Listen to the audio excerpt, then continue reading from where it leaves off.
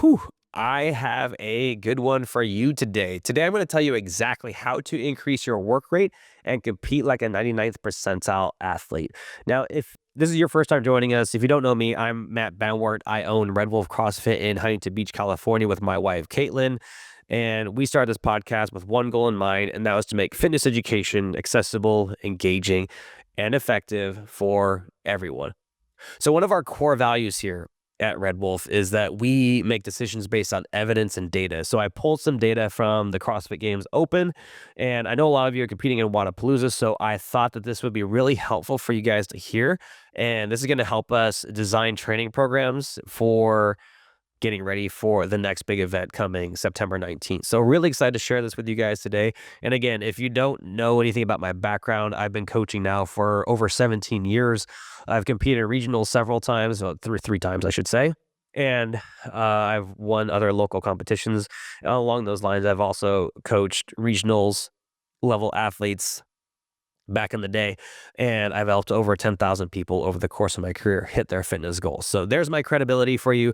I hope you enjoy it, my humble brag, and now let's get right into it. So if you want to know what separates top tier one CrossFit athletes from everyone else, it's not just their strength or their engine, it's their work rate. So I think a lot of times we think about engine, aerobic capacity, aerobic base, strength, skills, all the sexy stuff, but we forget about what CrossFit really is, which is work capacity over a broad time and modal domains, or I should say that's CrossFit's definition of fitness.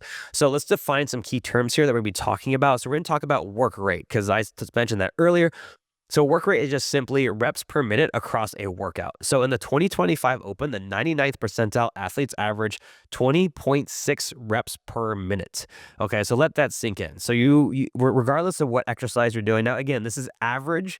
So I mean, you throw in double unders on there, it's gonna skew it because obviously we know that a double under does not take nearly as long as like a 135-pound thruster. So keep that in mind. This is just average. And then we also are going to talk about rep cost. So how taxing each repetition is on your body and your nervous system. So these are two things that I think that aren't really talked about a lot that I'm really excited to share with you today.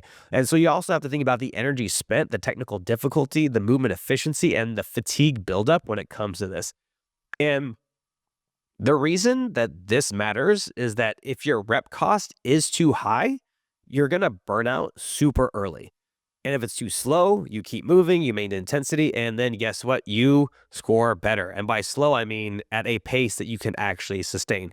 So what we saw here, so we just presented some data there. We have some more data for you because that's what we like, right? So what is work rate and why does this actually matter? And the top athletes averaged about 11.6 minute workouts, holding about a 20.6 reps per minute. Holy crap, that is insane. That's pretty impressive. So over the course of 11.6 minutes, can you hold 20 reps per minute for that duration? So this is where EMOMs come into place when it comes to training, and I'm not going to get into that, but very interesting data to see for sure. And that's elite pacing over time, not just raw power. Okay, so because there were some workouts that were longer than that. Again, we're just talking about averages here. So this tells us that sustained output is actually what wins. And the key insight here is that improving work rate isn't just about going faster, it's about making your reps cost less.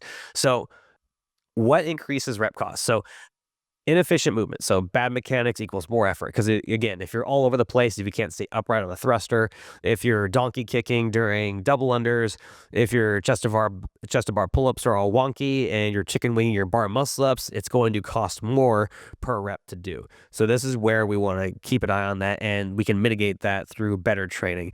And then also poor breathing plus bracing patterns, because different exercises are going to require bracing at different times. Like I know a lot of people really struggle with when they're breathing on thrusters just because there's a lot of tension under the lungs because you're in the front rack position. It's also very taxing on the legs because you're driving it overhead. It's a very full body movement. And then also over gripping or unnecessary tension. So this is something I see a lot. And then a lot of over gripping doesn't really happen as often, but I do see a lot of unnecessary tension or unnecessary power being used. So for example, if you're doing a 95-pound thruster, you want to use 95 pounds of force to move the thruster rather than you've seen someone move a thruster and it looks like a light thruster, and it looks like the bar is gonna fly out of their hands. You could actually hear the bar rattle when it goes overhead. Have you ever seen? You probably have seen people do that. Now, imagine that they're probably applying 115 to 135 pounds of force. Now, if you multiply that over 21 reps, what is that? I don't even want to know. I'm terrible at math, but we know that they're emitting more power per rep than they need to. So if you have a 95-pound barbell, apply 95 pounds of force. That's going to save energy over time. It's a very rookie mistake to apply more force than what's actually needed to complete the rep. And this is also what separates tier one games athletes from lower level athletes, is because they know exactly how and when to conserve their energy in order to sustain a higher power output over time. And then movement. The next one is movement transitions with no plan. So a lot of times, I have this problem all the time, but because I'm not that fit anymore, but transitions are extremely important, especially when you have a game plan on how to transition quickly. So my typical game plan to transition quickly is simply, I'm going to get at least a minimum of, I always tell myself, just get one rep, because it just gets me on the bar or gets me on the next exercise. And the good thing is usually once I start, I'm like, okay, I don't feel as bad as during the transition that I thought I would when I started. So I might as well just keep going. And then the final piece here is that skills you haven't grooved neurologically. So by that, what that means is just a fancy word for saying that your body doesn't have the awareness to do the movement properly or as efficiency as it could, and it's going to come down to practice. So imagine you're driving a truck with the parking brake half on, and you're working hard, but you're going nowhere fast. That's exactly what increases the cost per rep, and we want to lower that as much as possible. And those are arguably the top 5 things. They're going to be the big things that increase rep costs. So let's get into 5 tactical ways to actually reduce rep costs and increase the actual work rate itself. So first off, you have to dial in movement efficiency. So what do? You film yourself. Are you leaking energy somewhere? You'd be really surprised that you don't look as good when you actually film yourself. You're like, oh, wow, I didn't realize I look like that. Or the opposite, but for the most part, you don't look as good as you think you do. And then you also are able to fix your bar path, your squat depth, your kipping mechanics. You can see if there's any kind of things going on underneath the hood that you can fix. And then you can use drills or EMOMs, whatever, or have your coach work through things with you that can clean up sloppy reps per se. And if you practice with low fatigue breathing patterns, so breathing patterns is another one. So you have to also work on your breathing like any other skill. So you have to inhale during like the negative or the eccentric action of an exercise, and you have to exhale during the exertion. So let's go back to the thruster example. I always inhale when I'm bringing the bar back down to my shoulders and going down the bottom of my squat, and I exhale on the drive overhead. Now, some people like to use nasal breathing. I really don't notice it. I just breathe normally during a workout, but I know some people do it, so I just thought I'd mention that. But to each his own. And then the third piece here is that you want to groove the patterns that you'll see. So you have to repeat the same movements under low fatigue and often, because you have to be able to do it in a low heart rate setting before you can do it in a high heart rate setting. So I mean, believe me, I know that that's not very CrossFitty because we're used to going hard all the time, but chill out, bro. That if you can't, what makes you think that you can go hard and do the exact same skill when you can't even do it fresh? So you have to repeat the same movements under low fatigue and do this frequently. And then I like using EMOMs with controlled reps. So that way there's neuromuscular, we call this neuromuscular automation, meaning that I know exactly where the bar goes on my shoulders, where I'm going to hit depth. So that way I don't even have to think about the rep. I just do it. It's just a matter of capacity after that. And that's another skill that has to be learned. And then on the fourth piece here, we're looking at training the movement under fatigue. So after you can groove those movement patterns in a little to no fatigue setting, then we can go into under fatigue, which is build fatigue tolerance. Think like AMRAPs, tempo intervals, but you just don't go hard. You actually practice how to move when you're tired. And that's really important, is that a lot of times people want to go hard. They want to be on the leaderboard when it comes to doing some of these workouts, but you also have to look at these workouts as practice and not necessarily I'm here to win the class. Okay. That's really important to remember, is that there are times to practice and there's times to go super hard. And you have to also the final piece here actually is to audit your transition. So you have to know how long you spend standing around. So you have to create a strategy. You have to know when exactly to get on the barbell or get on the pull-up bar or start your burpees. And then you can save 10 to 15 seconds on every transition, which is a huge performance bump if you just be more intentful with your transitions. I think transitions are probably one of the big things that I currently have to work on and have had to work on in the past.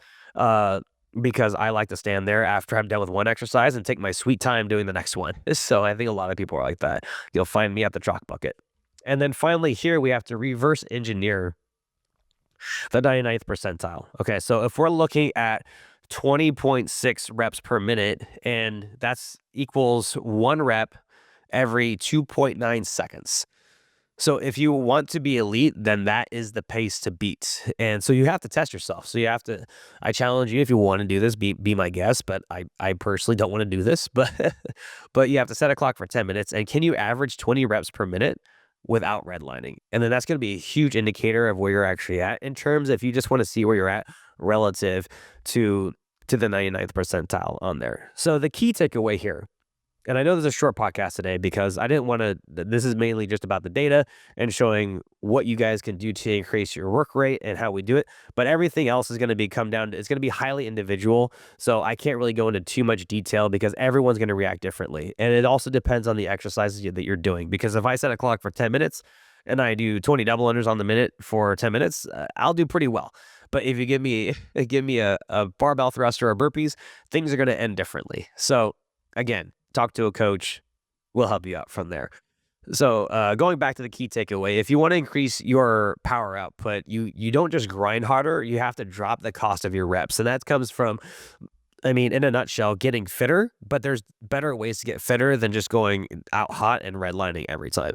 And so an action step that you could take after listening to this is that pick one of the 5 tactics and then apply that in your next workout or your next skill session. So I'll read those tactics off really quick for you. So the 5 tactics are: dial in movement efficiency, then you practice low fatigue breathing patterns, then you groove the movement patterns that you'll see in the workout itself, and then you're going to train those movements under fatigue once you can do it without fatigue, and then you're going to audit your transitions. So start from there, pick one of those, and then start going and killing your workouts. So if you need help figuring this out, do me a favor, shoot me a DM because I'd be more than happy, or you just talk to me at the gym, be more than happy to talk to you about movement efficiency and reducing your cost per rep. I love talking about this stuff. And if there's anything else I can do for you, please just let me know. If this was helpful, do me a favor and leave me a review, and that way I know to make more content just like this.